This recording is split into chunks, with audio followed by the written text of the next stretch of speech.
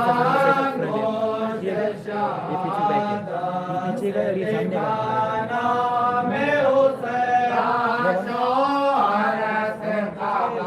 मुझे कल कांटेक्ट करते तेरे नंबर से सकीना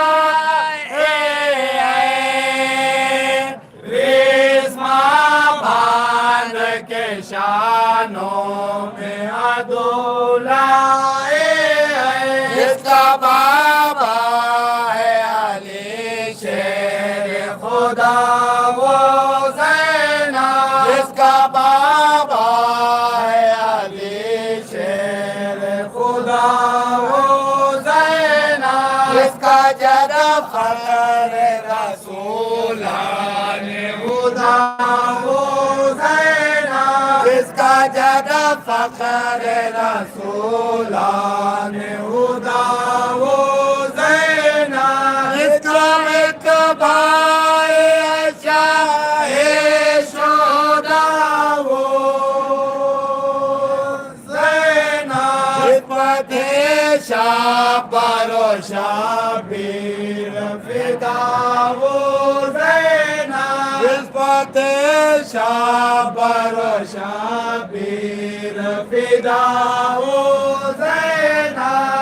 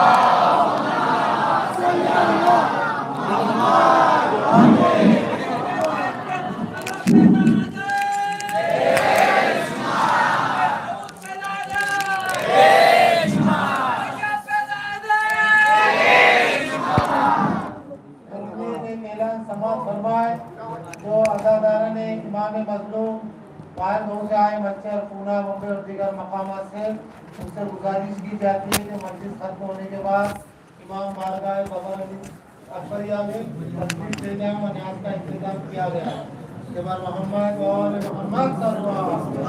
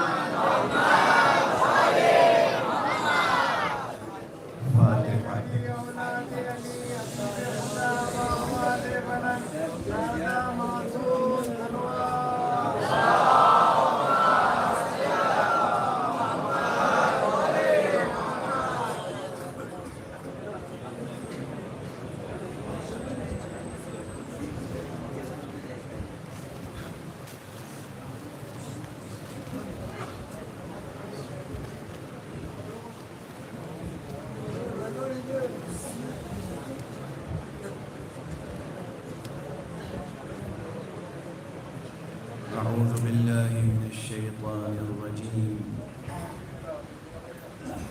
بسم الله الرحمن الرحيم الحمد لله رب العالمين والصلاة والسلام على أشرف الخلائق أجمعين سيدنا وسيد الأولين والآخرين حبيبنا وحبيب إله العالمين إمام المرسلين وخاتم النبيين شفيع المذنبين ورحمة للعالمين أبي القاسم المصطفى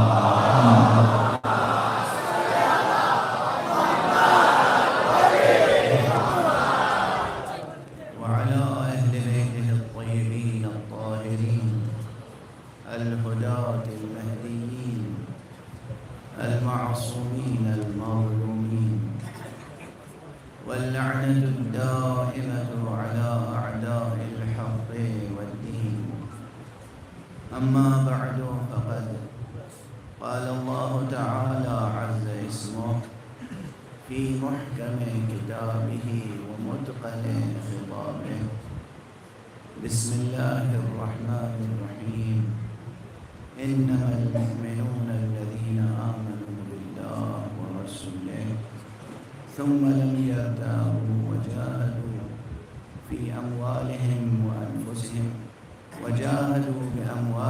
وأنفسهم في سبيل الله أولئك هم الصادقون.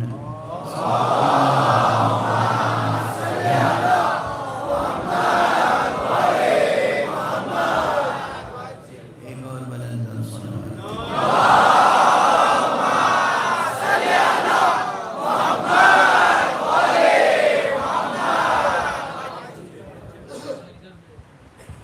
عزیزان ایمانی اور مسلمانان حسینی، یہ مجلسیں جو مسلسل برپا ہوتی رہتی ہیں، یہ ایک لطف الہی ہے جو ہمیں حاصل ہے. حق سبحانہ و تعالی انسانوں کی تربیت کے لیے مختلف انداز سے، مختلف زاویوں سے، مختلف سطحوں پر تعلیم و تربیت کا اہتمام فرماتا رہتا ہے. ایک صلوات پڑھ دیجیے محمد.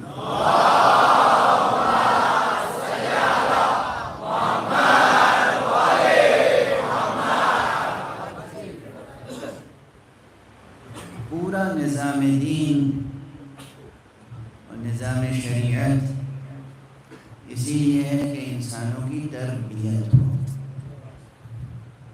اس ایک نقطے کے علاوہ اور کوئی غرض اور غائب نہیں ہے، چونکہ حق سبحانہ و تعالی کی ذات غنی علی الاطلاق ہے. اللہ غنی ہے. اللہ سبحانہ و تعالی کسی بھی لحاظ سے، کسی بھی اعتبار سے محتاج نہیں ہے، تو اسے کسی شے کی بھی ضرورت نہیں ہے. ہمارے اور آپ کے سجدوں کی بھی اسے ضرورت نہیں ہے، ہمارے قیام کی اسے ضرورت نہیں ہے، ہمارے رکوع کی اسے ضرورت نہیں ہے. یہ تمام رسوم عبادات اس لیے مقرر کیے گئے کہ ہمارے نفسوں کی تربیت ہو، ہمارے ذہنوں کی تربیت ہو. ہم جو فرزندان خاک ہیں، ہمارے اندر عالم نور تک پہنچنے کے لیے پرواز کی صلاحیت پیدا ہو. غرض ہو رہی ہے نظام شریعت کے ساتھ ساتھ جو واجبات ہیں، مستحبات ہیں، ثوابت ہیں، جو ثوابت شریعت ہیں، ان کے بجا لانے سے ایک خاص مزاج پیدا ہوتا ہے. توجہ رکھیے گا اس نقطے کی طرف. ایک خاص مزاج پیدا ہوتا ہے. پھر بہت سے رسوم اس مزاج کے تقاضے پیدا کرتے ہیں. انسان کے دل میں خوف و خشیت الہی کی قدریں پیدا ہوتی ہیں. انسان کے دل میں سوز و گداز پیدا ہوتا ہے. انسان کے دل میں دوسروں سے ہمدردی کا جذبہ پیدا ہوتا ہے. انسان کے دل میں دوسروں کے غم میں شریک غم ہونے کا جذبہ پیدا ہوتا ہے.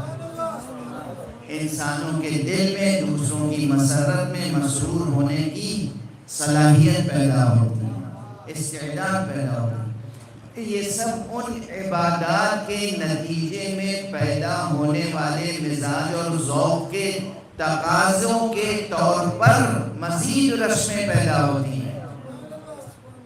تو یہ جو شعائر عزاداری ہیں، شعائر عزاداری میں دو عنصر خاص ہیں، محمد اور آل محمد علیہ السلام.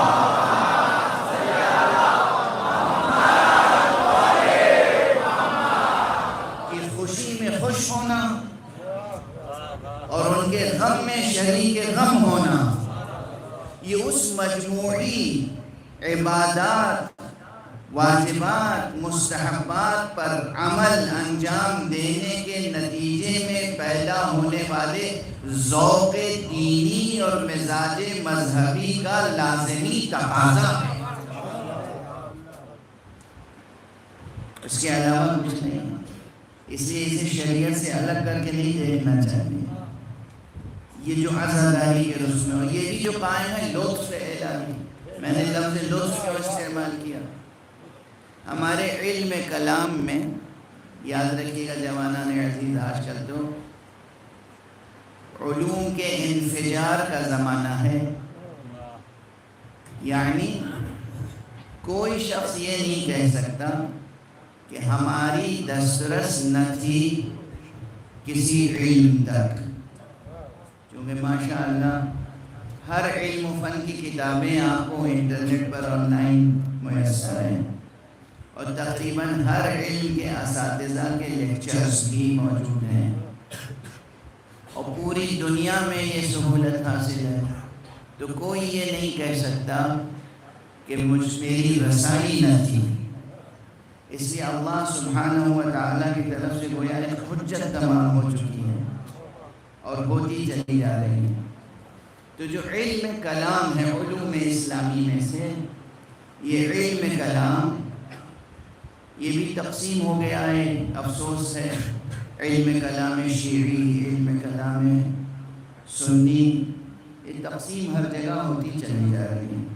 حالانکہ میں تو اس تقسیم کا قائل نہیں ہوں، میرا مشہور جملہ ہے کہ میں بس دو قسم کے اسلام دیکھتا ہوں تاریخ میں، اور دو قسم کے مسلمان نظر آتے ہیں، ایک وہ جو الہی اسلام ہے، ایک وہ جو سیاسی اسلام ہے۔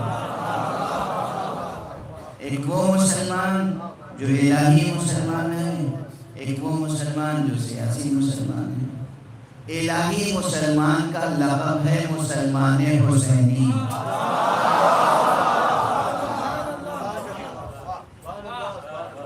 الہی مسلمان کا، قرآنی مسلمان کا لقب ہے مسلمان حسینی، یعنی یہ وہ مسلمان ہے کہ حکومت کہیں بھی ہو، اسلامی ہو یا نہ ہو، وہ اپنے اسلام پر قائم رہے۔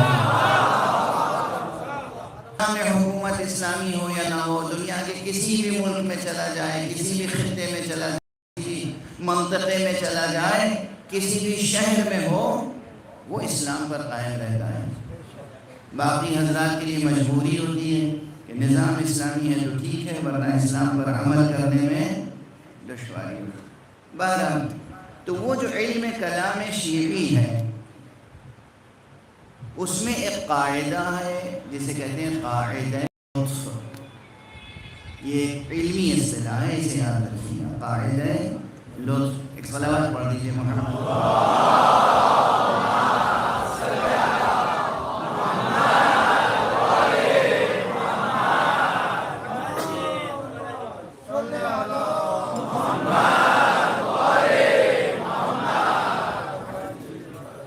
یہ قاعدہ لطف کیا ہے؟ قاعدہ لطف یہ ہے، یہ جو مائکروفون ہے نا، اسے آپ حضرات اسی میں لگا دیا کریں، یہ گفتگو کرنے میں میرے لیے تو زحمت کا سبب بن جاتا ہے۔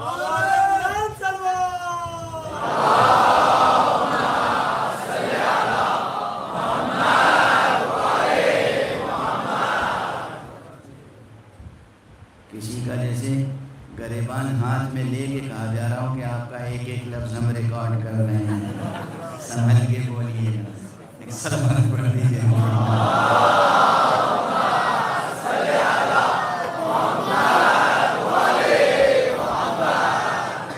آپ میرا گریبان اپنے ہاتھ میں رکھیں یا نہ رکھیں، میں کہوں گا وہی جو مجھے کہنا ہے، اس سے کوئی فرق نہیں پڑتا۔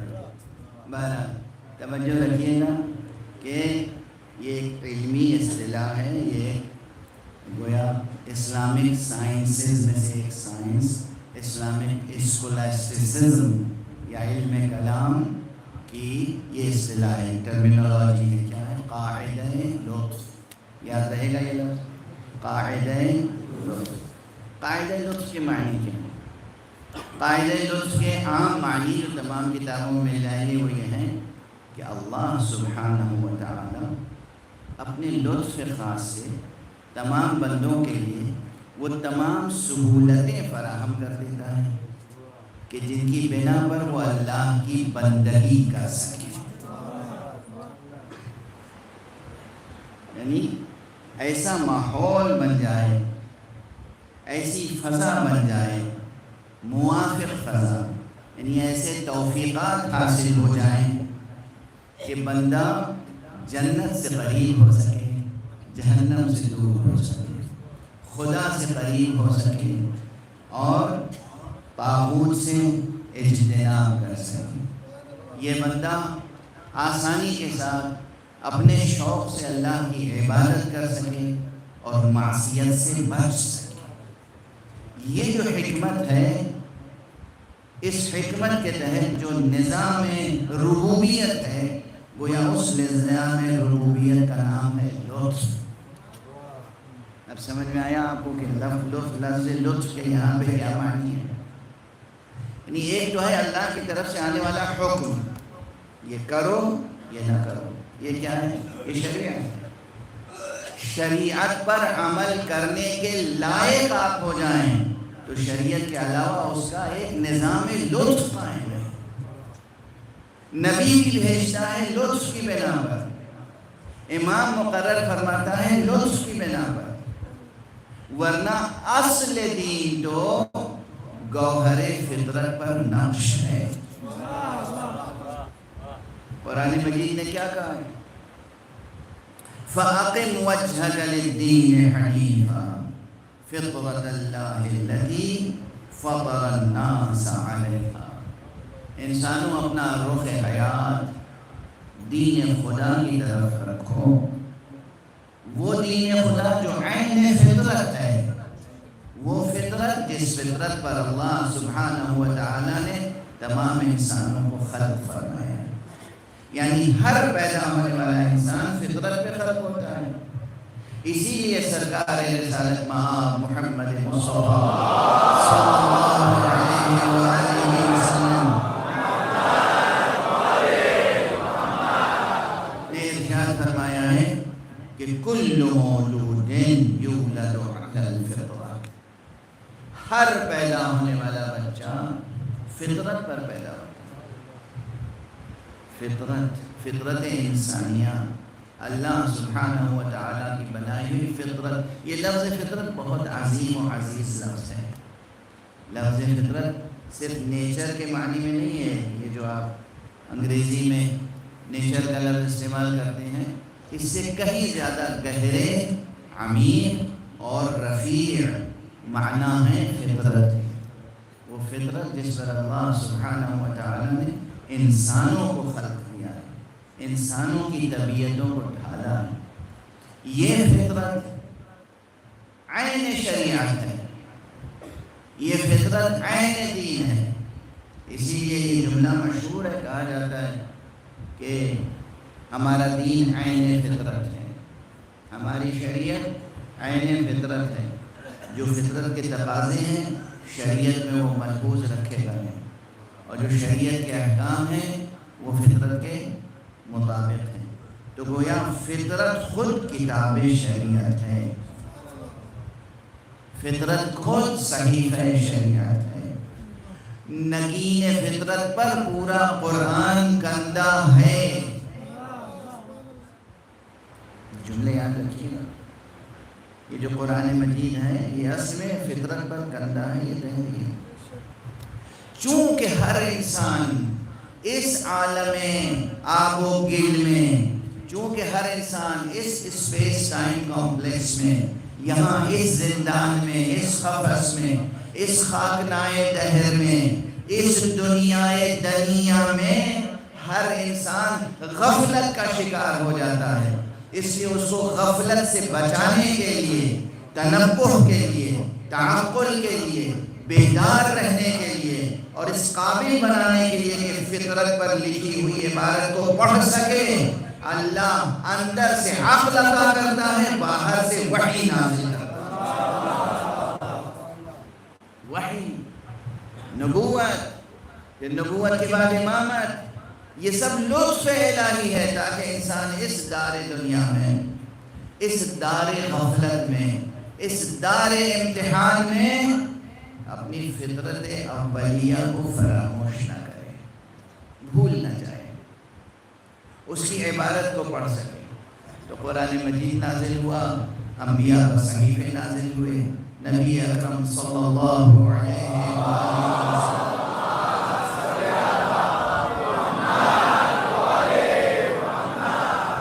کی سیرت طیبہ پیش کی گئی اور آپ کی زبان مبارک سے حدیثیں پیش کی گئیں، رہنمائیاں آئیں، پھر ائمہ اطہار علیہ السلام۔ یہ سب ایک نظام لطف الہی ہے، ایک نظام ربوبیت ہے، پرورش کرنے کا طریقہ ہے۔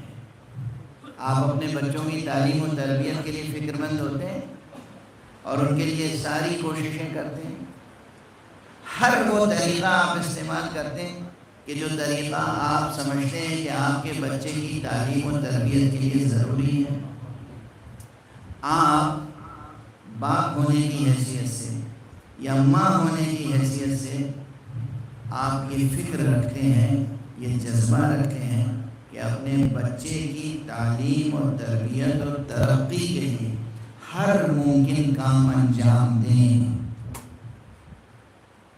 تو وہ جو خالق کائنات ہے، وہ جس نے باپ کے دل میں شفقت رکھی ہے، وہ جس نے ماں کے دل میں ممتا رکھی ہے، وہ کیا اپنے مخلوقات کی تعلیم و تربیت اور ترقی کے لیے تمام ذریعے استعمال نہیں کرے گا؟ وہ بھی اپنے مخلوقات کی تعلیم و تربیت اور ترقی کے لیے تمام وسائل مہیا فرماتا ہے۔ یہ اس کی شان ربوبیت، یہ ہے اس کا طریقہ لطف کبریائی۔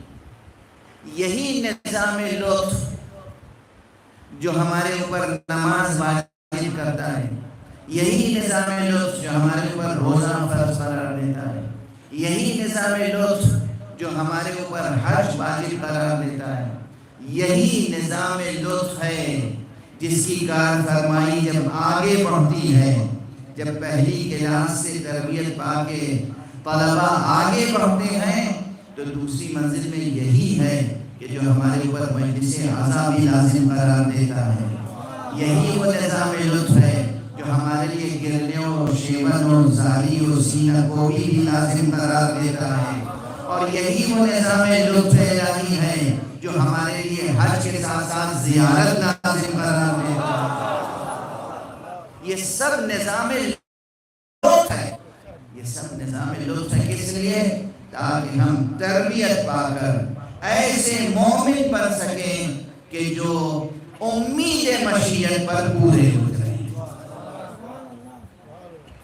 خدا کا شکر ہے، خدا کا شکر ہے کہ ہم اس وقت فرش رضا پہ بیٹھے ہوئے ہیں، خدا کا شکر ہے کہ ہم مجلس حسینی میں بیٹھے ہوئے ہیں، خدا کا شکر ہے کہ بالطفیل و بالتصدق سید الشہداء ابو عبداللہ الحسین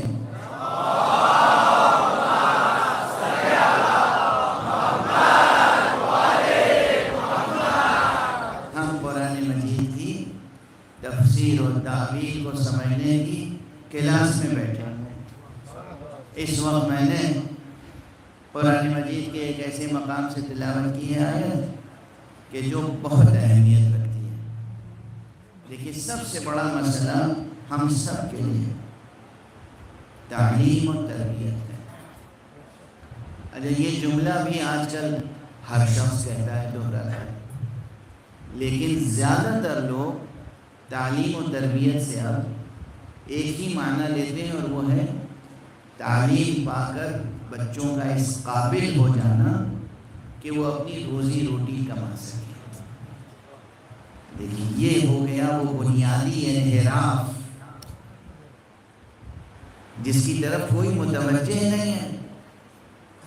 یہ بڑا انحراف ہے کہ تعلیم و تربیت پا کر اس قابل ہو جانا کہ روزی روٹی کمانے کے لائق ہو جائے۔ یعنی خالص اسلامی اور قرآنی اور دینی زاویے سے یہ اتنا بڑا انحراف ہے کہ جو قابل افسوس ہے۔ دیکھیے میں کسی بھی اعتبار سے رجعت پسند نہ ہوں، نہ رجعت پسند معاشرے کا قائل ہوں، لیکن میرا ایمان ہے قرآن پر، میرا یقین ہے اسلام پر، میرا یقین ہے سرکار رسالت مآب محمد مصطفیٰ صلی اللہ علیہ وسلم کی نبوت پر اور آپ کے پیغام پر۔ اس لیے میں آپ سے عرض کرتا ہوں، جتنے حضرات جہاں تک سماعت فرما رہے ہیں، مقصد تعلیم و تربیت روزی روٹی کمانا نہیں ہونا چاہیے۔ مقصد تعلیم و تربیت یہ ہونا چاہیے کہ ہم بحیثیت انسان اس طرح کے انسان بنیں اور اتنی ترقی کریں کہ اللہ کی رضا حاصل ہو جائے۔ ان کو جاؤ ان کو جاؤ، کہاں یہ ہدف ہے تعلیم و تربیت، کہاں وہ ہدف ہے تعلیم و تربیت۔ رزق کا ذمہ اللہ نے لیا ہے۔ اگر قرآن مجید پر یقین ہے، اگر نبی کی نبوت پہ یقین ہے، اگر اللہ کی خالقیت پر اور ربوبیت پر اور وحدانیت پر معبودیت پر یقین ہے، تو ہر ماں باپ کو اپنے بچوں کی تربیت روزی روٹی کمانے کے لائق بنانا یہ ہدف نہیں ہونا چاہیے، بلکہ تربیت یہ ہونا چاہیے علم حاصل کرو تاکہ اللہ خوش ہو، ایسی تربیت پاؤ کہ اللہ راضی ہو۔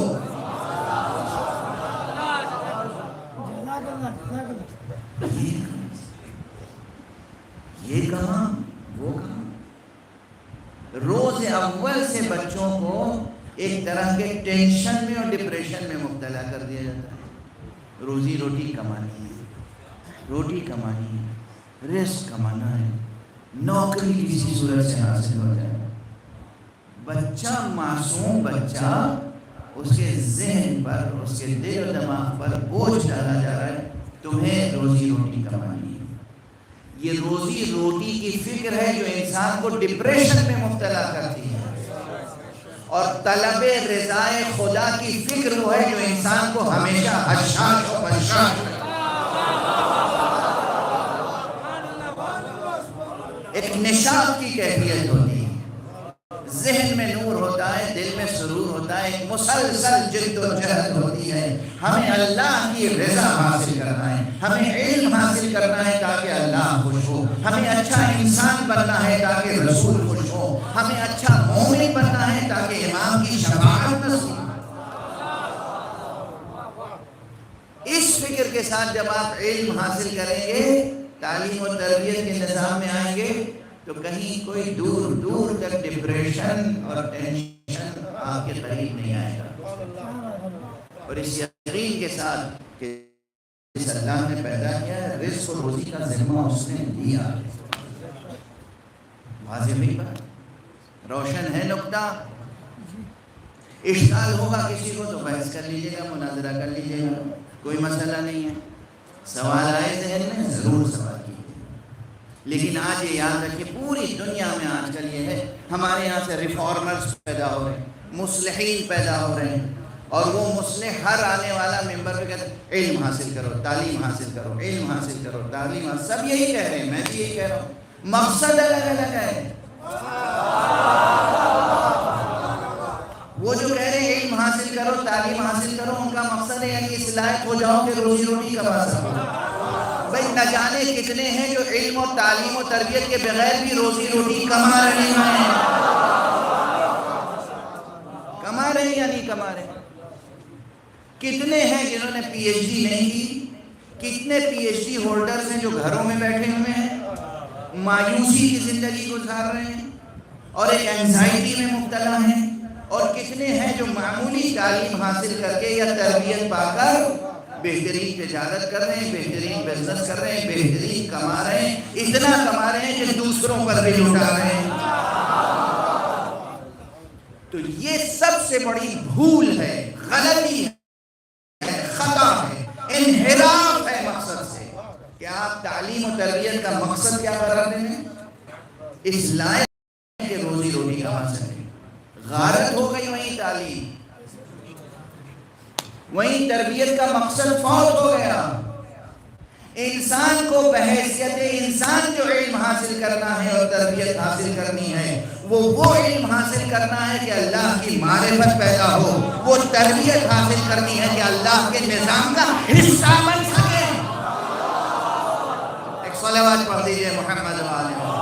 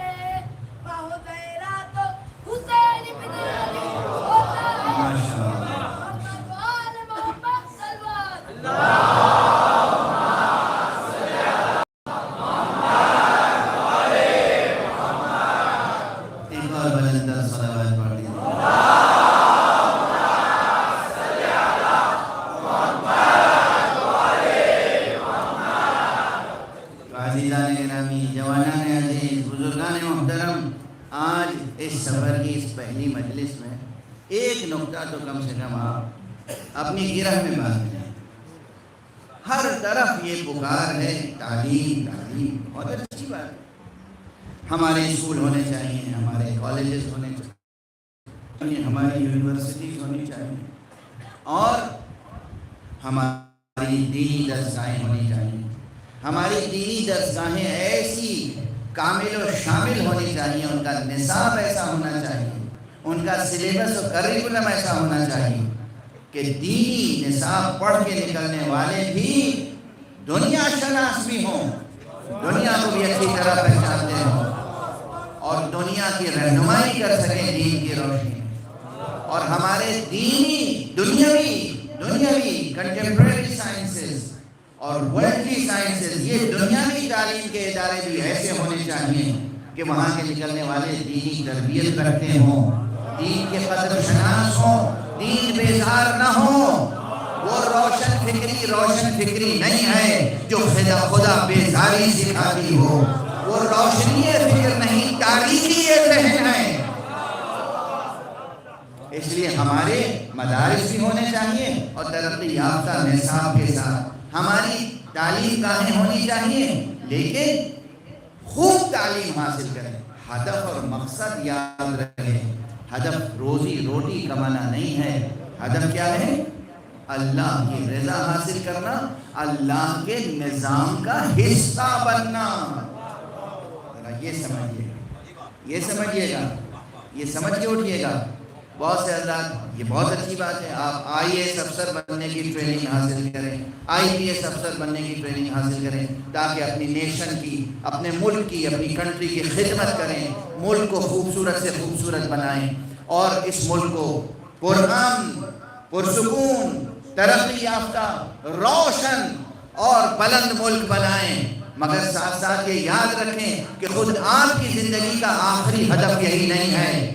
آپ کی زندگی کا آخری ہدف یہ ہے کہ یہ سب کرنے کے ساتھ ساتھ ایسے بنے کہ ملک کے صرف نظام کا حصہ نہ بنے، خدائی نظام کا حصہ بنے.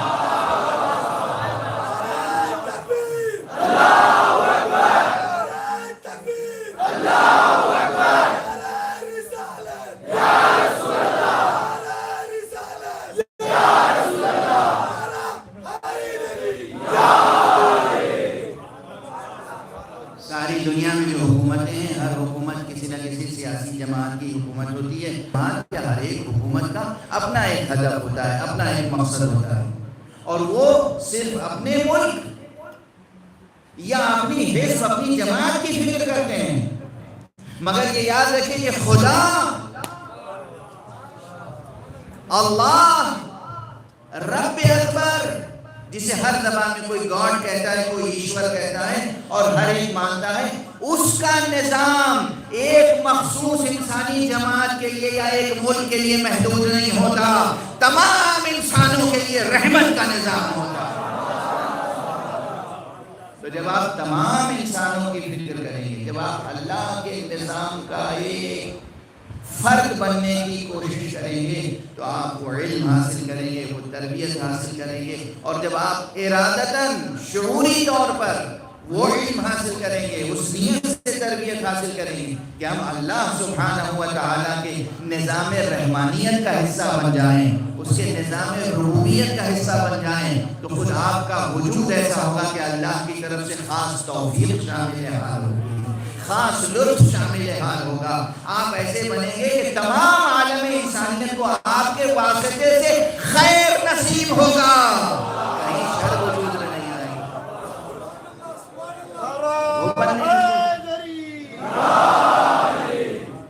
یہ بننے کے لیے پھر دوسروں سے زیادہ آپ کو بلند ذہن، بلند ضمیر رکھنا ہوگا۔ یہ نہیں ہوگا کہ فلاں نادان نے قرآن جلا دیا تو ہم بھی انجیل جلائیں، ایسا نہ کریں، یہ اللہ کے بندوں کا کام نہیں ہے۔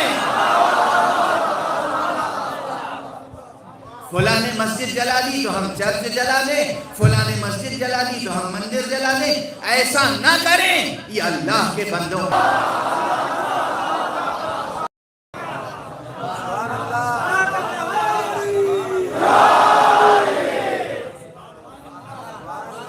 ظلم کا جواب ظلم نہیں ہے، جہل کا جواب جہل نہیں ہے، اندھیرے کا جواب اندھیرا نہیں ہے، کہیں اندھیرا ہے تو روشنی جلاؤ۔ زندہ باد، زندہ باد، مردہ باد، مردہ باد، مردہ باد۔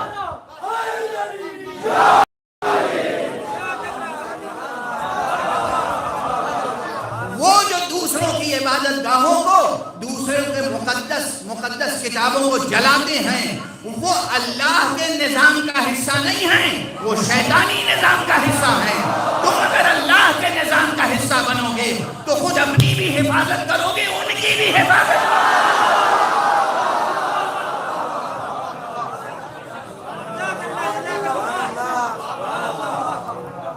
یہ وہ سیرت ہے جس کی سب سے بڑی مثال محمد اور آل محمد کے ہاں ملتی ہے۔ صلوات پڑھ دیں محمد و آل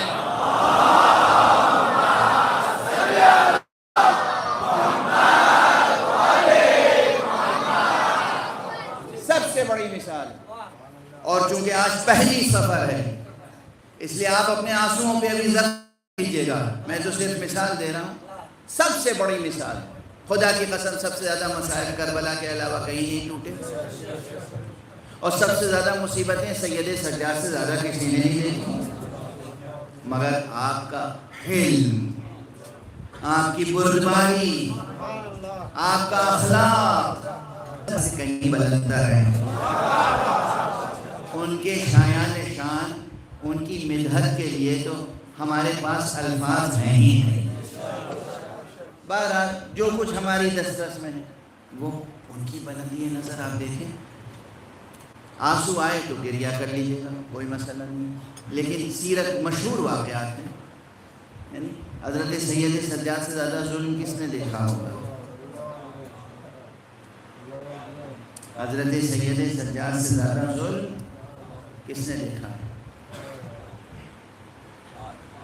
اب وہ ظاہر ہے کہ ایک طریقہ رائج ہے کہ فضائل پہلے ہوتے ہیں، مصائب بعد میں ہوتے ہیں، لیکن ان کا ذکر ہی ایسا ہے کہ ان کے تمام مصائب بھی دراصل ان کے فضائل ہیں۔ یہ اور بات ہے کہ کچھ فضائل ایسے ہیں جنہیں سن کے ہماری آنکھوں میں مسرت کے آنسو آتے ہیں، اور بعض ایسے ذکر ہیں کہ ہماری آنکھوں میں غم کے آنسو آتے ہیں۔ تو اب وہ مشہور واقعہ ہے کہ مدینہ منورہ میں جب یزید لعین کی طرف سے حملہ ہوا ہے اور واقعہ حرہ پیش آیا. تو یہ واقعہ ایسا تھا اور مدینے کے اخیار نے، مدینے کے مہاجرین اور ابناء مہاجرین، انصار اور ابناء انصار، مدینے کے اخیار اشراف، مدینہ منورہ مدینہ الرسول کے اصحاب، وہاں کے رہنے والے اہل مدینہ، دیندار اہل مدینہ، انہوں نے یزید کے خلاف جب بغاوت کی اور پھر یزید نے اس بغاوت کو کچلنے کی کوشش کی، تو اس مدینے میں کیا کیا ظلم نہیں ہوا. اور اس ظلم میں پھر وہ تاریخ کا پورا سلسلہ یا حضرات مطالعہ کرتے رہتے ہیں، سنتے رہتے ہیں. میں تاریخی واقعات اور روایات کو بہت تفصیل سے نہیں پڑھتا، فکر درمیان میں ہوتی ہے خاص، جو فکر منتقل کرنی ہوتی ہے، تو میں ریفرنس دے کے آگے بڑھ جاتا. اس میں ایک ماحول یہ ہوا کہ چن چن کے بنو امیہ اور نظام کے جو وفادار تھے ان کو وہاں کے لوگ نشانہ بنا رہے تھے. اور اس میں وہ شخص جو عداوت اہل بیت میں شہرت رکھتا تھا، ضرب المثل تھا، اسے یہ فکر لاحق ہوئی کہ کہیں خود میرے گھر والے بھی نشانہ نہ بنے. مروان ابن حکم، وہ مروان معلوم ہے نا، مروان اور حکم. حکم وہ ہے کہ جس کو رسول اللہ صلی اللہ علیہ وآلہ وسلم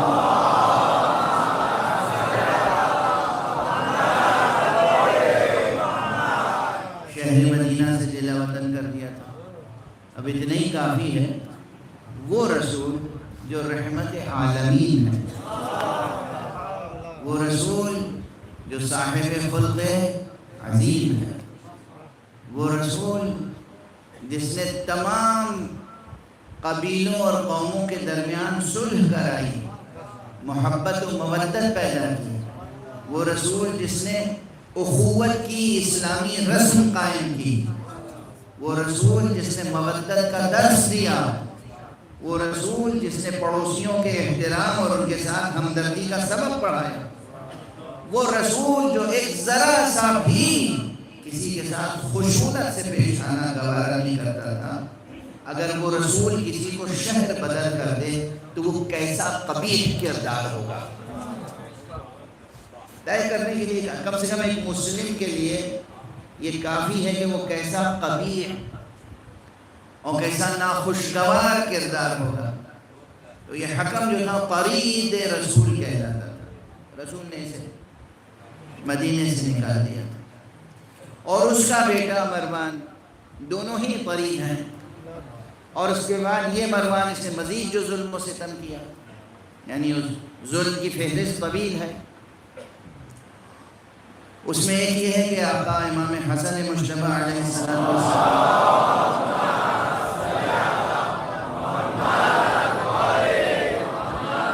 کی نعش مطہر پر، آپ کے لاشے پر تیر بارانی کرے، جوار مصطفیٰ میں دفن ہونے سے مانع ہوا. یہ سب اہل بیت پہ خاص مصیبتیں اور تمام مسلمانوں پر عام مصیبتیں، اس میں اس کا دخل ہے. لیکن یہی مروان جب آیا ہے امام زین العابدین، پہلے یہ مروان گیا حضرت عبداللہ ابن عمر کے پاس کہ یہ میرے بیوی بچے، میرے گھر والے، انہیں آپ اپنی پناہ میں لے لیں، اپنے گھر میں رکھ لیں چند دنوں کے لیے. کہا نہیں، میں نہیں لے سکتا، جائیے. پناہ نہیں دی. یہی جب ہر طرف سے مایوس ہو گیا تو یہ آتا ہے حضرت امام زین العابدین، کہا یہ میرے بیوی بچے، مجھے خطرہ ہے کہ یہ نشانہ بنیں گے. جو موجودہ حالات ہیں، سیاسی انتقام اور انسانی مظالم کا انتقام، میں چاہتا ہوں کہ فرزند رسول آپ کرم فرمائیں. ہاں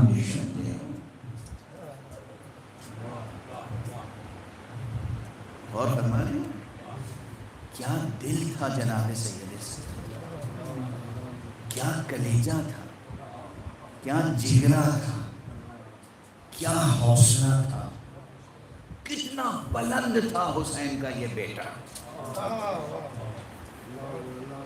کتنا عظیم تھا خدا کا یہ بندہ. دشمن ہے، خون کا پیاسا دشمن، اور وہ پناہ مانگ رہا ہے اور اپنی عورتوں کو لا کے رکھنا چاہ رہا ہے. وہ سید سجاد جن کا ہم و غم یہ تھا کہ ان کے گھر کی عورتیں اسیر ہوئی.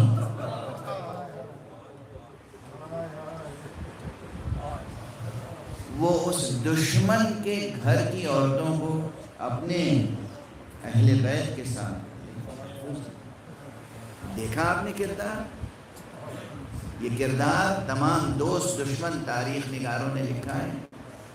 یہ وہ کردار ہے، یعنی امام علی ابن الحسین زین العابدین اس لیے امام عالم انسانیت ہیں کہ یہ کسی سیاسی نظام کا حصہ نہیں تھا، الہی نظام کا حصہ. ان کے پیش نظر رضائے حق اور ان کا ہدف زندگی کیا تھا کہ نظام مشیت کا حصہ بنے. آپ IAS افسر بنے، ٹریننگ حاصل کریں، ترقی کریں، ملک کی خدمت کریں، ساتھ ساتھ جس کی کرسی پہ رہیں یہ رہیں کہ آپ سے کوئی ایسا کام نہ ہو کہ خدا ناخوش ہو جائے. صراط مستقیم وہ صراط مستقیم نہ جس کو کہتے ہیں کہ بال سے زیادہ باریک، تلوار کی دھار سے زیادہ تیز، آگ سے زیادہ گرم، تلوار سے زیادہ تیز، وہ یہی ہے صراط مستقیم. اس طرح زندگی بسر کریں کہ خود کو ضرر سے بچائیں اور وہ خدمت کریں کہ جہاں کہیں خدا ناراض نہ ہو.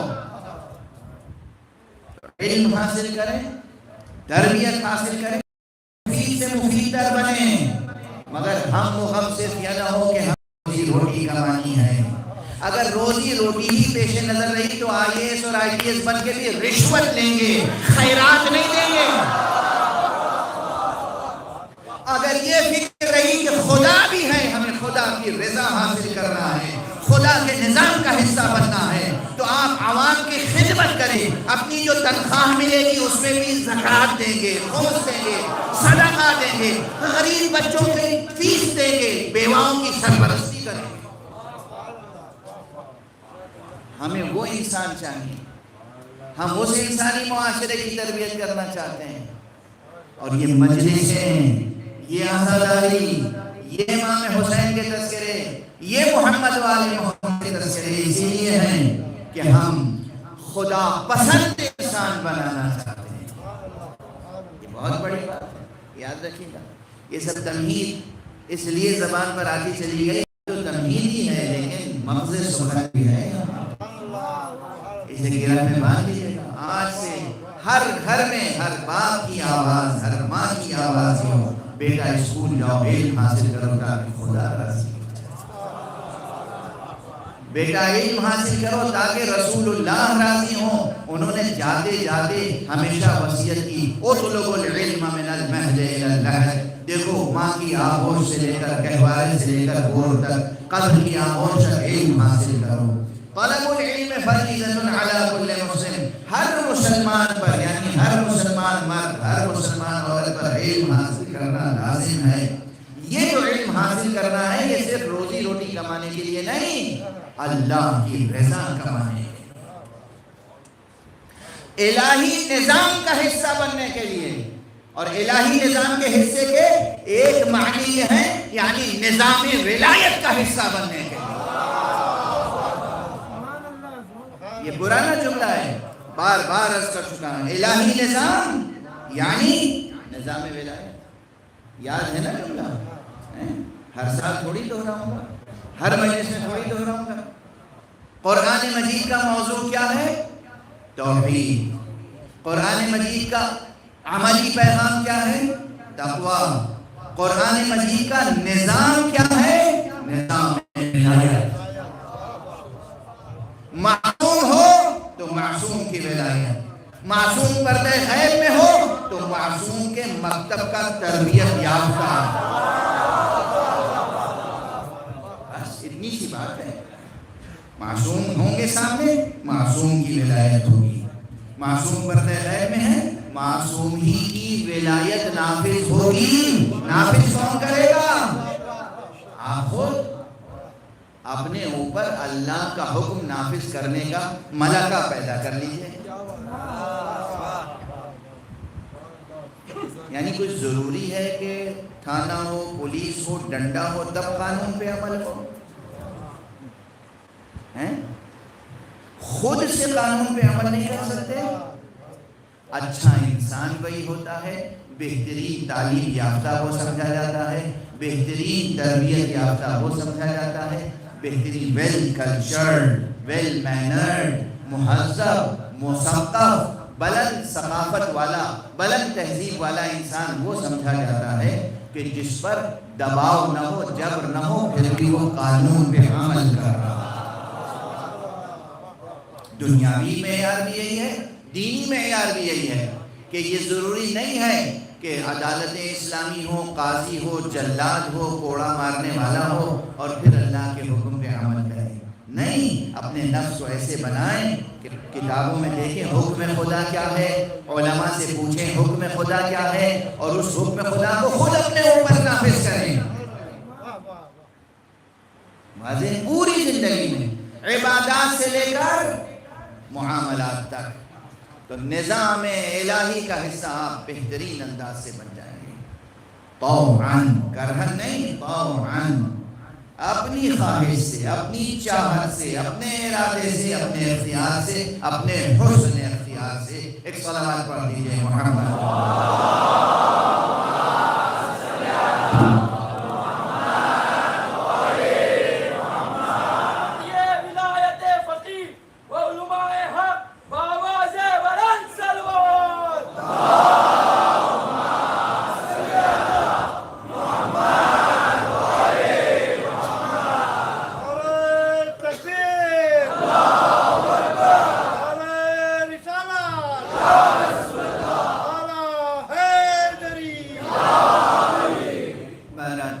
یہ تمہیدی گفتگو آگے بڑھتی چلی جا رہی ہے، حالانکہ یہ تمہید مقصد سے جڑ چکی ہے. تو میں یہ جملہ ضرور عرض کر دوں، کم سے کم آج آیت کا ترجمہ کر دوں اور مقرر کر دوں سمت گفتگو، صلب موضوع کا اعلان ہو جائے کہ سورہ مبارکہ حجرات کے نام سے ایک نہایت مبارک سورہ قرآن مجید میں ہے. سورہ حجرات. سورہ حجرات مختصر سورہ ہے، 18 آیتیں ہیں اس میں. اس 18 آیتوں میں سے ایک آیت کی میں نے تلاوت کی ہے آپ کے سامنے، اور اسی آیت میں انشاءاللہ آئندہ جو چند مجلسیں ہیں گزارش کروں گا. آیت کا سادہ سا ترجمہ یہ ہے کہ ہم سبحانہ و تعالی اعلان فرما رہا ہے انما المؤمنون الذین آمنوا باللہ ورسولہ ثم لم یرتابوا. بس مومن تو وہی ہیں جو اللہ پر ایمان لاتے ہیں، اللہ کے رسول پر ایمان لاتے ہیں، اور پھر کسی شک اور شبہ اور تردد میں مبتلا نہیں ہوتے ہیں. یہ بڑی اہم شرط یہاں پر ہے، ثم لم یرتابوا.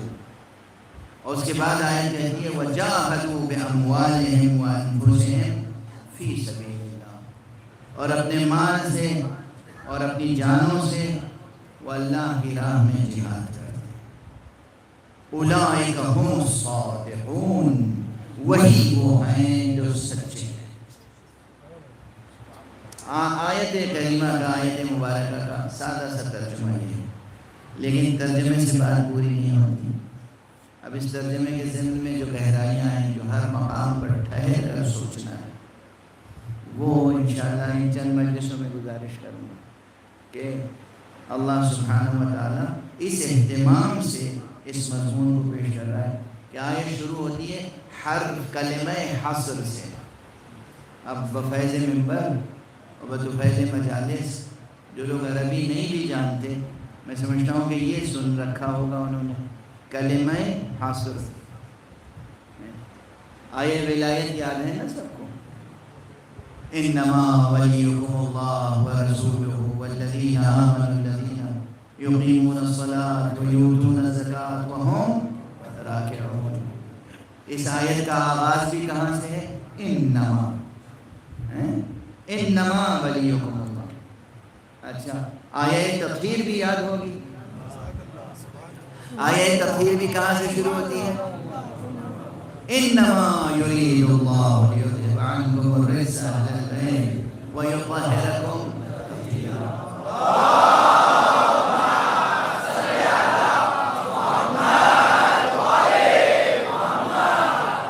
ایک درک اولا ہو گیا آپ لوگوں سے.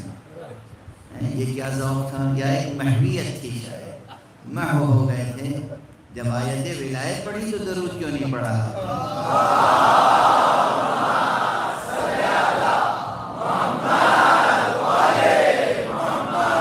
جزاکم اللہ. ترک اولا کے کفارے میں ایک اور صلوات پڑھ.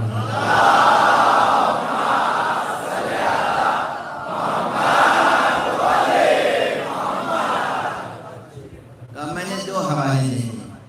کلمہ حصر، علماء جب ممبر پہ آتے ہیں، جب ذمہ دار خطبہ ممبر پہ آتے ہیں تو عموماً یہ تشریح کرتے ہیں، چاہے وہ آیت تطہیر کے ضمن میں گفتگو ہو یا آیہ ولایت کے ضمن میں گفتگو ہو، کہ یہ انما جو ہے شروع میں یہ کلمہ حصر ہے. کلمہ حصر کے کیا معنی ہے؟ حصر کے معنی ہے ایک حصار کھینچ دینا. کسی بات کو سمجھانے کے لیے، کسی حقیقت کو، کسی ریالٹی کو، کسی ٹروتھ کو انٹروڈیوس کرنے کے لیے پوری طرح سے اس کے گرد ایک حصار کھینچتے ہیں تاکہ آڈینس کو، اسٹوڈنٹس کو، ریسرچرز کو یہ بتایا جا سکے کہ یہ جو حقیقت ہے بس یہ ہے، اس کے علاوہ ادھر ادھر تلاش نہ کیجیے. یہ ہے کل بات جو آپ کو بتانی ہے. یہی آیہ ولایت میں ہے. انما ولیکم اللہ ورسولہ والذین آمنوا الذین یقیمون الصلاۃ ویؤتون الزکاۃ وہم راکعون. بس ولایت تو منحصر ہے ذات خدا میں. ولایت کہاں منحصر ہے؟ ذات خدا میں. اور اسی لیے پھر ولایت اگر آگے بڑھتی ہے تو کس تک پہنچتی ہے؟ ہمارے چنے ہوئے کسی وزیر اعظم یا صدر یا خلیفہ تک، یا اللہ کی طرف سے آنے والے رسول تک. اللہ کی طرف سے آنے والے رسول تک. چونکہ حقیقت ولایت منحصر ہے ذات حق میں. اللہ ہے ولی اور بس، کوئی اور نہیں ہے. اللہ ولی ہے یا وہ جسے ولایت دے اور جس کو جتنی دے. چیز تو اس کی ہے نا، چیز اس کی ہے، وہ جس کو جتنی چاہے دے. معصوم کی ولایت کیا کہنا، معصوم کی ولایت ذرے ذرے پہ قائم ہوتی ہے. معصوم کی ولایت زمین تا آسمان، ملائکہ پر، جنوں پر، انسانوں پر، سب پر قائم ہوتی ہے. لیکن اللہ جو ہے وہ ایک باپ کو اپنی اولاد پر بھی ولایت دیتا ہے. جب نکاح ہوتا ہے بیٹیوں کا خاص طور پر، تو نکاح خان، نکاح پڑھنے والا کہتا ہے ولی کون ہے؟ سنا ہے نہیں؟ ولی کون ہے؟ اسے اجازت تو لے لیں. اچھا یہ ولی معصوم ہوتا ہے کیا؟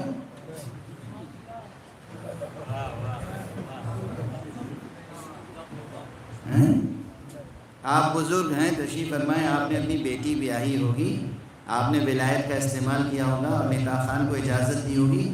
معصوم ہیں آپ. تو یہ کیا مسئلہ ہے کہ صاحب ولی تو بس معصوم ہوتا ہے؟ آپ کو بھی اتنی سی ولایت حاصل ہے.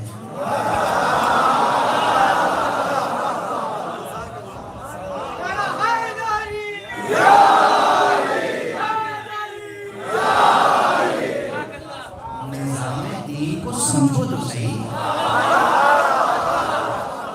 نظام دین کو سمجھیں، قانون دین کو سمجھیں، جوہر دین کو سمجھیں.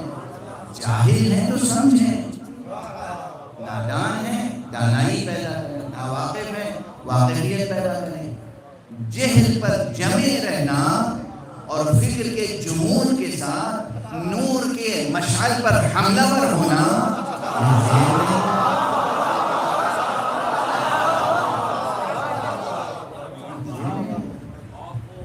ہر باپ کو اپنی اولاد میں ولایت حاصل ہے، لیکن ہر باپ معصوم نہیں. اسی طرح اللہ کا ایک نظام ہے، اس نے جس کو جتنی جیسی چاہی ولایت دے دی۔ فقہا کو بھی ولایت حاصل ہے۔ اگر فقہا کو ولایت، اب لوگ کہتے ہیں کہ فقہا کو ولایت صاحب کہاں سے آ گئی؟ ایک مثال دوں، بعض حضرات ایسے ہیں جو ولی فقیہ کی منزلت اور قدر تو نہیں کرتے، لیکن کسی نہ کسی مجتہد کی تقلید کرتے ہیں، اور وہ اپنا خمس جب نکالتے ہیں تو اسی مجتہد کو دیتے ہیں۔ عموماً بہت سے ایسے ہیں ولایت فقیہ کے قائل نہیں ہے، مگر جب خمس نکالتے ہیں تو مجتہد کو دیتے ہیں۔ مال آپ کا، آپ نے خمس نکالا، یہ خمس، اس میں دو حصے ہیں، ایک مال اللہ کا ہے امام کا، اور ایک سادات کا۔ فقیہ صاحب کو کہاں سے حق حاصل ہوا کہ آپ سے خمس لے کر استعمال کریں؟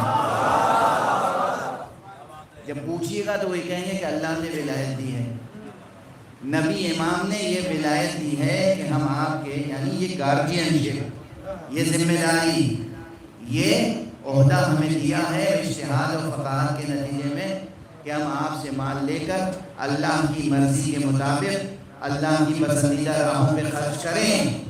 تو کچھ لوگ بس اتنی سی ولایت کے قائل ہیں کہ آپ سے مال لیں اور اسے خرچ کریں۔ ایک دوسرا ہے جو اتنی ولایت کا قائل ہے کہ آپ کی تربیت کرے، ملک کا قانون بنائے، دشمنان اسلام کو جواب دے۔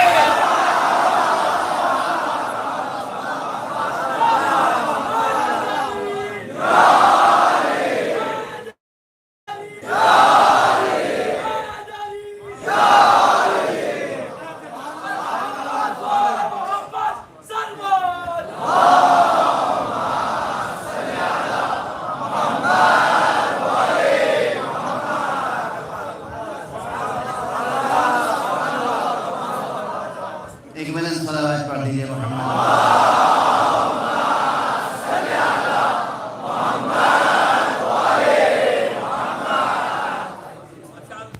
معاشرے کی تربیت کرنی ہے نہیں کرنی ہے؟ بشر کو فطرت اسلام پر پیدا کیا جس نے، محمد مصطفیٰ کے نام پر پیدا کیا جس نے، محمد وآل محمد صلی اللہ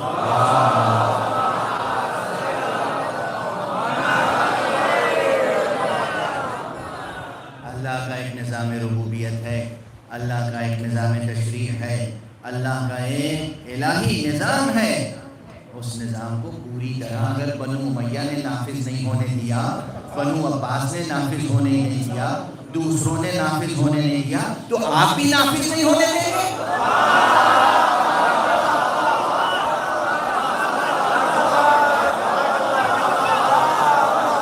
کس کے لیے کام کر رہے ہیں آپ؟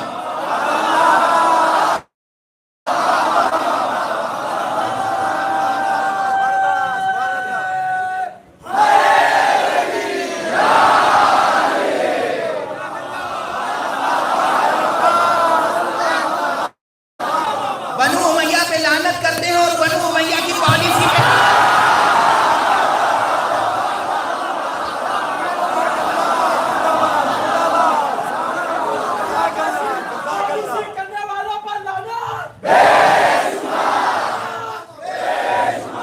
ایک طرف یہ دعویٰ ہم سادات کا احترام کرتے ہیں، ہم سادات کا احترام کرتے ہیں، ہم سادات کا احترام کرتے ہیں، تو سید سیستانی اور سید خامنئی کا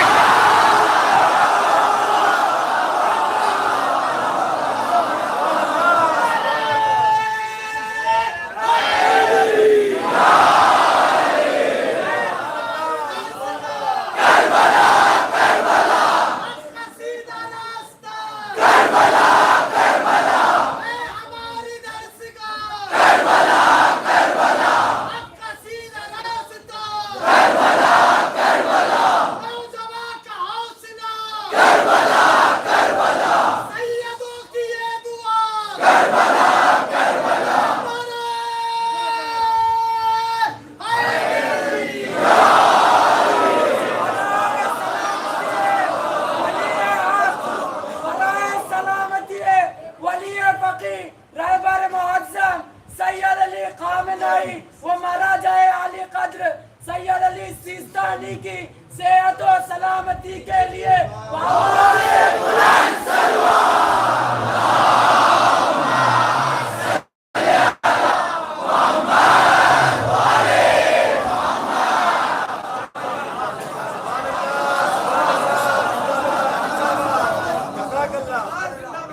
نادانیوں کو مٹائیے، ناواقفیت کو دور کیجیے، جہل کو مٹائیے۔ اس فقیر کا جملہ یاد رکھیے گا، جہالت مٹانے سے مٹ جاتی ہے، چھپانے سے چھپا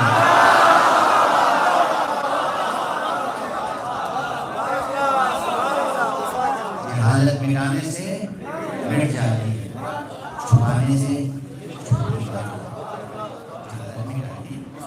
خدا کی خاطر اپنے مذمومہ دین و مذہب کا ایک تصور بنا لیا۔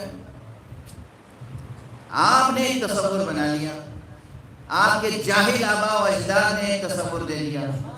وہ دین ہے، دین وہ ہے جو مصطفیٰ لائے، دین وہ ہے جو مرتضیٰ لائے، دین وہ ہے جو قرآن میں ہے۔ اور قرآن کی آیتوں کی تفسیر آپ کریں گے یا اہل بیت کریں گے؟ اور اہل بیت کی بتائی ہوئی تفسیر آپ سمجھیں گے یا علماء سمجھیں گے؟ یہ کون سی سازش ہے آپ کے ساتھ؟ یہ سمجھے آپ کہ علماء بیزاری ہے، علماء بیزاری، یہ تو اچھا شگون نہیں ہے۔ عالم سے دشمنی، فقیہ سے نفرت۔ فقیہ کہتے ہیں کسے؟ فقیہ کہتے ہیں جو دین کی سوجھ بوجھ رکھتا ہو، دین کی سمجھ رکھتا ہو۔ تو فقیہ سے نفرت کے کیا معنی ہے؟ کس نے سکھا دی یہ نفرت؟ کون اس سے فائدہ اٹھائے گا؟ آپ کو تو کوئی فائدہ ہونے والا نہیں۔ جو لوگ فقہاء سے نفرت رکھتے ہیں، مجتہدین سے دور ہیں، علماء سے دور ہیں، ان سے، اور جو لوگ لفظ مجتہد کے مخالف ہیں، ان نہج البلاغہ کے تو مخالف نہیں ہوں گے نا؟ نہج البلاغہ کھولیے، پہلے ہی خطبے میں شروع کی 2 سطروں میں مجتہد کا لفظ ہے۔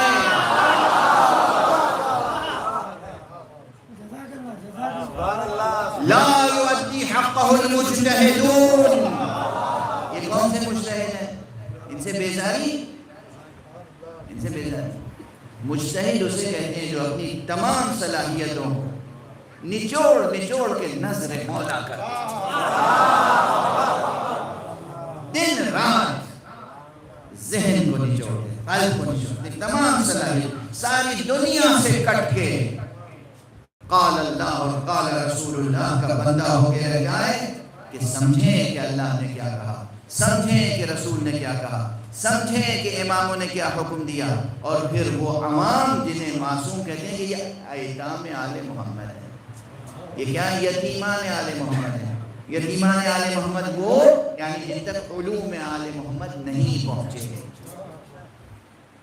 ہر وہ شخص، ہر وہ فرد جو کہ علوم آل محمد سے محروم ہے، اسے آل محمد کیا کہتے ہیں؟ یتیمان آل محمد ہے۔ ان کی فکر کرنے کے لیے، ان کی سرپرستی کے لیے جو شخص اپنی پوری زندگی وقف کر دے، کوشش کرے، جد و جہد کرے کہ اللہ اور رسول اور ائمہ کا کلام سمجھے اور پھر آپ کو سمجھائے، اس کو کہتے ہیں مجتہد۔ لفظ کو بت نہ بنائیے، صنم پرستی ہر شکل میں حرام ہے، وہ پتھر کا بت ہو یا لفظوں کے بت ہو۔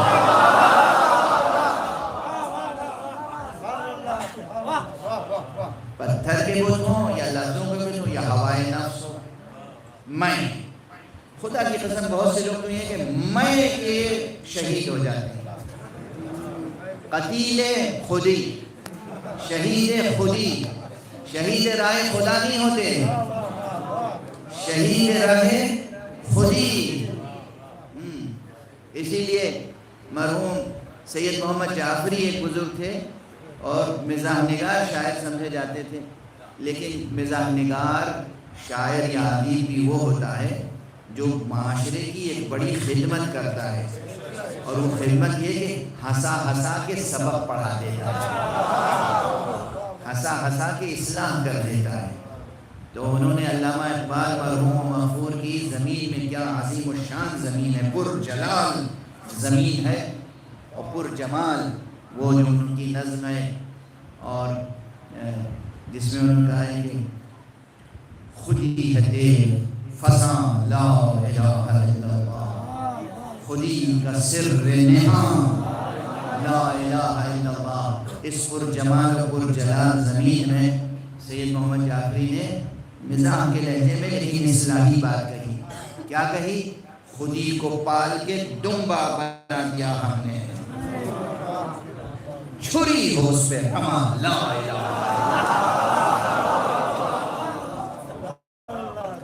اپنی خودی قربان کریں. یہ جو گردن میں خم آ جاتا ہے نا، یہ جہل کی نشانی ہے، یہ نادانی کی نشانی ہے، یہ حماقت کی نشانی ہے، یہ سفاہت کی نشانی ہے. علم کے آگے ہمیشہ سر جھک جاتا ہے. اسلام نے جو نظام دیا ہے وہ یہ نظام دیا ہے کہ کوئی بھی عمل کرو مگر اس عمل کو انجام دینے سے پہلے اس عمل کو انجام دینے کا علم حاصل کر لو، تاکہ تمہارا وقت، تمہاری انرجی، تمہاری صلاحیت، تمہاری استعداد برباد نہ ہو جائے. عمل کرو تو صحیح عمل انجام پائے. یہ کیا فطری طریقہ نہیں ہے، یا عقلی طریقہ نہیں ہے، یا شرعی طریقہ نہیں ہے. اس طریقے سے اختلاف کے معنی کیا ہیں؟ کوئی بھی عمل کرو تو وہ عمل کیسے انجام دیا جائے گا یہ سیکھ لو. ہر فیلڈ بچے جاتے ہیں، سیلس مین بھی بنتے ہیں تو ان کو سیلس مین شپ کی ٹریننگ ہوتی ہے. کیسے خریدار سے بات کرو گے، کیسے کسی سامان کو پیش کرو گے، ہر چیز کی ٹریننگ ہوتی ہے. نماز کیسے پڑھی جائے اس کی تربیت حاصل کرنے کی ضرورت نہیں ہے. روزہ کیسے رکھا جائے، حج کیسے کریں، زکوٰۃ کیسے دیں، خمس کیسے دیں، اخلاق اسلامی کی تربیت کی ضرورت نہیں ہے. عبادات سے لے کر معاملات تک، الہیات سے لے کر اخلاقیات تک، انسان کو ہر جگہ علم اور تربیت کی ضرورت ہے. اور جب بھی علم حاصل کیا جائے گا تو علماء ہی سے جو حاصل کیا جائے گا یا جاہل سے حاصل کیا جائے گا. جو خود کچھ نہ رکھتا ہو وہ عطا کیا کرے گا؟ جو علم نہ رکھتا ہو وہ علم دے گا کیا؟ جس کا نفس خود تربیت یافتہ نہ ہو وہ دوسروں کی تربیت کیا کرے گا؟ کہاں جا رہا ہے معاشرہ؟ لب و لہجہ درست نہیں ہے، قرأت درست نہیں ہے، مخارج درست نہیں ہے، الفاظ درست نہیں ہے، محاورے درست نہیں ہے، مہذب لہجہ نہیں ہے، تہذیب کلام نہیں ہے، اور قوم کی تربیت کرنے چلے. قوم کو پیغام دینا چاہتے ہیں. کیا پیغام دیں گے؟ خدا کے ہاں کیا جواب دیں گے نسلوں کو جہالت سکھانے کا؟ خدا کو کیا جواب دیں؟ مگر خوف خدا نہیں ہے. علی علیہ السلام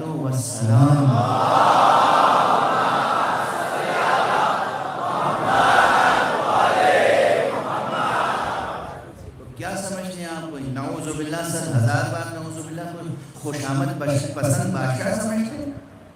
آپ ان کی شان میں بہت اچھی تقریر کر دیں گے اور بہت اچھا قصیدہ لکھ دیں گے، بہت اچھی منقبت کر دیں گے تو وہ خوش ہو جائیں گے اور آپ کے سارے گناہ یوں ہی معاف کروا دیں گے. خود ان کے بتائے ہوئے راستے سے انحراف کیا تو علی عادل امام کا نام ہے. خدا سے پہلے علی سزا دیں گے. یقین ہے نا کہ علی قسیم نار و جنت ہے. جنت دینے والی جنت میں اور جہنم میں بھیجنے کی یہ تقسیم کی یہ فضیلت یہ اختیار اللہ نے علی کو دیا ہے نا. تو علی کے راستے سے انحراف کرتے ہوئے خوف نہیں آتا. علی کی میراث ہے علم، علی کی میراث ہے تقویٰ. رہبر اسے منتخب کرو، فقیہ اسے منتخب کرو، اپنے علم کا سورس اسے بناؤ، اپنی تربیت کے لیے رہنما اسے بناؤ جو علم بھی رکھتا ہو تقویٰ بھی رکھتا ہو. ایک صلوات پڑھ دیجئے محمد و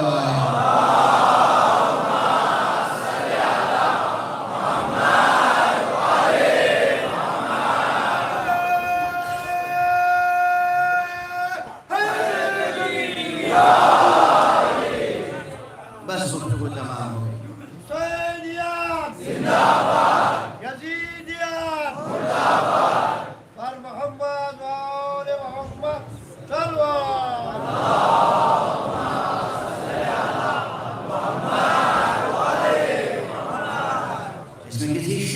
گنجائش نہیں. علی قسیم نار و جنت ہے، اس میں کسی شک کی گنجائش نہیں. علی صراط مستقیم ہے، اس میں کسی شک کی گنجائش نہیں. علی صالح المؤمنین ہے، اس میں کسی شک کی گنجائش نہیں. علی کتاب مبین بھی ہیں، امام مبین بھی ہیں، اس میں کسی شک کی گنجائش نہیں. وہ اللہ مولا ہے، اللہ کے بعد اللہ کا رسول مولا ہے، اللہ کے رسول کے بعد علی کی ذات مولا ہے، اس میں کسی شک کی گنجائش نہیں. علی کی ولایت عصمت کے ساتھ مقرون و مشروط ہے. وہ ولایت جو عصمت کے ساتھ مقرون و مشروط ہے، وہ ذات گرامی علی ابن ابی طالب میں اس کی مظہریت منحصر ہے. مگر اس علی نے، اس کی اولاد معصومین نے ایک نظام دین دیا ہے. اس نظام دین سے دنیا کے تمام کفار و مشرکین پریشان ہیں. ان کی سمجھ میں نہیں آتا، ان کی سمجھ میں نہ آئے، مگر آپ تو کلمہ گو ہیں، آپ کی سمجھ میں کیوں نہیں آتا؟ آپ کی سمجھ میں کیوں نہیں آتا؟ یہ وہ نظام ہے جو اہل بیت کی میراث ہے، جو اہل بیت کا ترکہ ہے، جو اہل بیت کی وصیت ہے. اس وصیت پر عمل کریں، لفظوں کو بت نہ بنائیں. بس یہ تمہیدی گفتگو تھی، اس لیے کہ یہ جو سورہ مبارکہ ہے، سورہ حجرات، پورا سورہ تربیت افراد امت فاضلہ کے لیے ہے. جو مصطفیٰ صلی اللہ علیہ وسلم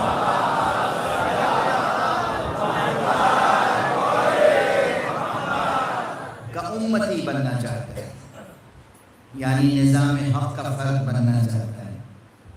یہ بہت بڑا لفظ کہہ رہا ہوں میں، آسان نہیں ہے. میں نے بڑی مثالیں دے دی ہیں، تقریر فراموش نہ کیجیے. معاشرے کے لیے، سماج کے لیے، نیشن کے لیے، قوم کے لیے، دیش کے لیے، ملک کے لیے، کنٹری کے لیے بھی آپ کا وجود مفید ہونا چاہیے، لیکن ساتھ ساتھ اس سے بڑھ کر ہونا چاہیے. کمتر کا تو سوال ہی نہیں ہے. بڑھ کر کیا ہونا چاہیے؟ اللہ کی رحمانیت کے نظام میں آپ کی ایک حیثیت ہو، اللہ کی رحیمیت کے نظام میں آپ کی ایک حیثیت ہو. آپ کا وجود تمام عالم انسانی کے لیے خیرات کا سبب ہو، برکات کا سبب ہو، سعادت مندیوں کا سبب ہو. کسی کو آپ سے ضرر نہ پہنچے. آپ کا دشمن بھی یہ سمجھے کہ یہ شخص اگر اس کے گھر ہم جائیں گے تو آڑے وقت پر ہمیں پناہ دے گا، انتقام نہیں دے گا. بس گفتگو تمام، گفتگو تمام. آج پہلی سفر ہے، عراق میں بھی غالباً اعلان ہو گیا ہے، امریکہ سے لے کے عراق تک بہت سے ملکوں میں آج پہلی سفر ہے. ایک جملہ کہوں گا اور آپ کی تربیتیں منقلب ہو جائیں گی. جو لوگ تاریخ پر نظر رکھتے ہیں انہیں معلوم ہے پہلی سفر وہ تاریخ ہے جس تاریخ میں کربلا کا لوٹا ہوا کارواں شام میں داخل ہوا.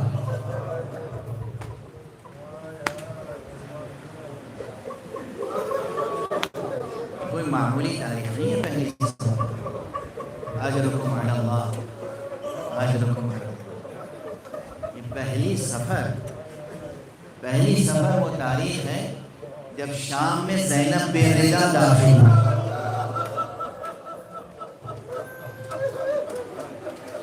پہلی سفر وہ ہے جب امام زین العابدین ہاتھوں میں ہتھکڑیاں، پاؤں میں بھیڑیاں، کمر میں لنگر، گلے میں خاردار دور، بے ردا بیویوں کے ساتھ بازار شام میں لائے گئے ہیں.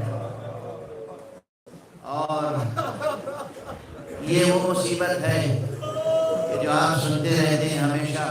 جب بھی جناب سید سجاد سے پوچھا جاتا تھا کہ آپ پر سب سے زیادہ مصیبت کہاں پڑی تو آپ کربلا کا نام نہیں لیتے. الشام، الشام، الشام. اجرکم علی اللہ، اجرکم علی اللہ. کی طاقت بھی آج تمام ہو گئی، وقت تمام ہو گیا. بس ایک منظر یاد دلا دوں اور معال مجلس انشاءاللہ حاصل ہو جائے گا. آپ کی آوازیں بلند ہو گئی ہیں. آپ کتنا گریہ کریں گے؟ آپ کہاں تک شریک غم ہو سکتے ہیں؟ آپ ان عزیزان اہل بیت کا کتنا درد محسوس کر سکتے ہیں؟ کتنا درد محسوس کر سکتے ہیں؟ مجھے بے اختیار دو مصرے یاد آ رہے ہیں اردو کے ایک شاعر کے کہ سمجھتے کیا تھے مگر سنتے تھے فسانہ درد. سمجھتے کیا تھے مگر سنتے تھے فسانہ درد. سمجھ میں آنے لگا جب تو پھر سنا نہ گیا. اب بس اس منزل پر لا کے آپ کو آپ کے احساسات کو بیدار کرنے کے لیے تاکہ آپ بی بی جناب رقیہ کے درد کو محسوس کر سکیں، بی بی جناب سکینہ کے درد کو محسوس کر سکیں اور یہ محسوس کر سکیں، اس کا ادراک کر سکیں کہ ان کے درد کا آپ ادراک کر نہیں سکتے. اس کے لیے میں بس ایک واقعہ نقل کرنا چاہتا ہوں. کربلا میں آقا امام حسین کے اصحاب میں شہید ہونے والوں میں حبیب ابن مظاہر بھی. حبیب ابن مظاہر کی کنیت تھی ابو القاسم، اس لیے کہ آپ کا ایک بیٹا تھا جس کا نام تھا قاسم. جب لٹا ہوا کارواں، اسیروں کا کارواں کربلا کے بعد کوفے میں آیا ہے تو کوفے میں بھیڑ میں اس مجمع میں جو آنے والے کارواں کو دیکھنے کے لیے آیا تھا یہ بیٹا قاسم بھی موجود تھا. ایک دم اس کی نظر پڑی ایک شقی کے گھوڑے پر جو اپنے گھوڑے کی گردن میں حبیب ابن مظاہر کا سر لٹکا رکھا تھا. سر آویزہ تھا. جیسے ہی بیٹے کی نظر باپ کے سر پر پڑی تڑپ گیا، برداشت نہ کر سکا، رونا شروع کیا، گریہ شروع کیا. اور اس کے بعد اس شخص کے پاس گیا. تو جانتا ہے میں بیٹا ہوں اس بزرگ کا جس کا سر تم نے گھوڑے کی گردن میں لٹکا رکھا ہے. مجھے تھوڑی دیر کے لیے میرے بابا کا سر دے دے، تھوڑی دیر کے لیے میرے بابا کا سر دے دے. روایت تفصیلی ہے، میں بس ایک فقرے میں تمام کر رہا ہوں. اس شقی نے بیٹے کو سر نہیں دیا اور اس کے نتیجے میں بیٹے کے دل میں زخم تازہ رہا. یہ زخم زندہ رہا جب تک اس بیٹے نے اس شقی سے انتقام نہیں لے لیا، اس کی تشفی نہیں ہوئی. چند لمحوں کے لیے حبیب کے بیٹے سے حبیب کا کٹا ہوا سر دیکھا نہ گیا، مگر کربلا سے کوفے، کوفے سے شام تک سامنے سر حسین اور سکینہ دیکھ رہی ہیں، فاطمہ دیکھ رہی ہیں، رباب دیکھ رہی ہیں، زینب دیکھ رہی ہیں، یہاں تک کہ بازار شام اِنَّا لِلَّهِ وَإِنَّا إِلَيْهِ رَاجِعُونَ لِمَنْ بِقَضَائِهِ وَتَسْلِيمًا لِأَمْرِهِ. پروردگار ہمیں علوم قرآن و معرفت سے آشنا فرما. پروردگار معبود ہمیں ہمیشہ ہمارے سینوں میں چراغ توحید روشن رہے. پروردگار ہمیشہ ہمارے ہاتھوں میں دامان ختم نبوت رہے. پروردگار معبود ہمارے قدم ہمیشہ صراط مستقیم ولایت علی پہ گامزن رہیں. پروردگار ہم اپنی زندگی میں ہمیشہ عالم حضور ہو یا عالم غیبت نظام ولایت سے وابستہ رہیں. پروردگار ہماری ملت کو، ملت اسلامیہ کو تہذیب آل محمد کے ساتھ میں ڈھال دے. پروردگار برکات دین اسلام کو اور برکات آل محمد کو تمام عالم انسانیت کے لیے عام کر دے. پروردگار ہمارے سروں پر علماء اعلام، فقہاء امام کا سایہ برقرار رکھ. مرجعیات رشیدہ کو اپنی حفظ و امان میں رکھ.